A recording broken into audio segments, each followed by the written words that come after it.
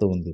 కాబట్టి ఇప్పుడు రాక రాక ఒక సోషల్ మీడియా ద్వారా ఇవాళ మా ఏదైతే యూట్యూబ్ ఛానళ్ళ ద్వారా ఇవాళ ప్రపంచమే మాకు ఒక కాంట్రిబ్యూషన్‌గా అంటే అదొక అదృష్టం. ఒక రకంగా చెప్పాలి అనంటే ఈ సోషల్ మీడియా రావటం అనేది బడుగు బలహీన వర్గాలకు ఒక అదృష్టమా అన్నట్టుగా మారిపోయింది. ఎందుకంటే అంతకుముందు మాకు ఈ పత్రికల ద్వారా గానీ, శాటిలైట్ ఛానళ్ళ ద్వారా గానీ, లేకపోతే ప్రభుత్వాల ద్వారా గానీ మాకు ఎలాంటి బెనిఫిటు మా దాకా వచ్చే పరిస్థితి లేదు.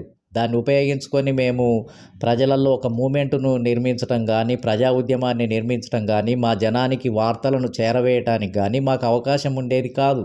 కానీ ఇప్పుడు ప్రపంచవ్యాప్తంగా వచ్చిన సోషల్ మీడియా ఏదైతే ఉందో, ఆ సోషల్ మీడియా ద్వారా ఇవాళ ఈ మీడియాతోటి సంబంధం లేదు మాకు. ఇవాళ పెద్ద కులస్తులు, ధనిక వర్గాలు, లేకపోతే పెట్టుబడిదారులు పెట్టినటువంటి పత్రికలు, టీవీ ఛానళ్ళ ద్వారా మేము ఇయాల ఆధారపడాల్సినటువంటి అవసరం లేదు. ఇవాళ